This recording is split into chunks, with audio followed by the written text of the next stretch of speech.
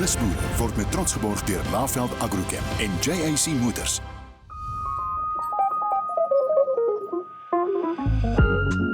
Ek was 'n moere-aankoper gewees in Kaapstad en toe ontmoet ek my man.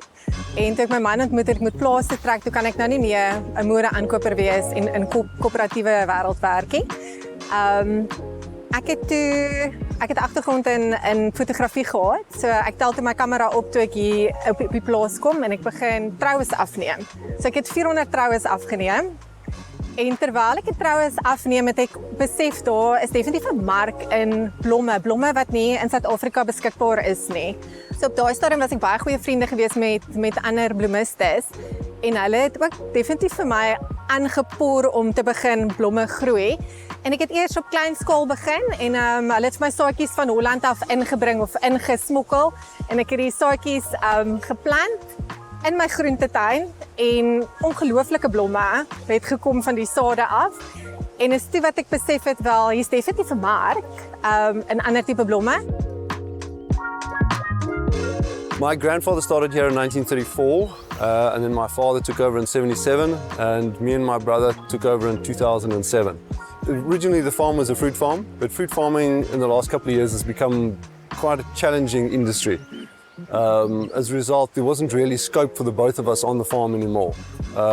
Adine started Adine's Farm Flowers in 2016, and by 2019 the farm had already grown to such a size that it was actually sustainable to have two salaries drawn from the same farm. So we decided it would be better for the health of the fruit farm that we've only got one family drawing a salary from that farm. So that's why I went over to Adine's Farm Flowers in 2019.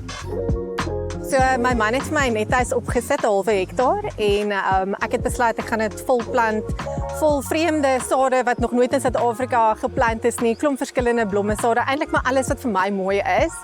En ek plant toe die hele halwe hektaar vol, kyk mooi daarna en ek moet sê die blomme het ongelooflik uitgekom en dit verkoop toe baie vinnig. En dis toe daar waar ons besef ook weer eens, daar's definitief 'n mark in blomme wat nie in Suid-Afrika gegroei word nie, maar jy sien dit op Pinterest en jy sien dit op Instagram, maar dis nie in Suid-Afrika beskikbaar nie. En toe van daar af begin die besigheid. Ek dink ons groei was baie organies gewees. Ons het klein begin en dan van daar af het ons gesien die bloemistes het nog blomme nodig gehad, so ons het nog 'n hektaar bygesit en dan groei jy nog blomme en dan sien jy okay, daar's retail companies wat ook wil blomme hê en dan groei jy nog. En so het dit maar evolve. Elke jaar het ons 'n hektaar bygesit. Dan het ons definitief baie verskillende afdelings ook binne in ons besighede, soos ons oop dae. En die oop dae het ook baie organies gebeur want dit was bruide en bloemistes wat wou kom kyk het na ons blomme want hulle wil dit gebruik vir troues. En toe die eerste dag toe ek sê, vir die eerste naweek toe ek sê dis 'n oop dag, toe daar gaan soos 300 mense op. Toe besef ons maar daar's definitief 'n mark in dat mense ons plaas wil kom besoek en hulle wil kom kyk die mooi op die plaas. En ek was genader om 'n winkel oop te maak en ons het die winkel oopgemaak en dit het amazing gegaan en toe besluit ons wel, kom ons probeer nog 'n winkel. En nou sit ons met ek dink omtrent 14 winkels. So die groei van ons besigheid was regtig, dit was organies en ek dink dit kom baie van my hart ook af, dinge wat vir my lekker is en wat vir my mooi is, probeer ek gee aan jy weet, aan my kliënte of aan die mense wat by ons aankoop. Ons het 3 satellietplasies oopgemaak, Waldevie, Lawrenceford en dan die Big Red Barn in Pretoria. En die rede hoekom ons die satellietplasies oopgemaak het is, soos ek sê, alles begin so organies by ons en dinge wat vir my mooi en lekker is, probeer ek vir ander mense ook gee.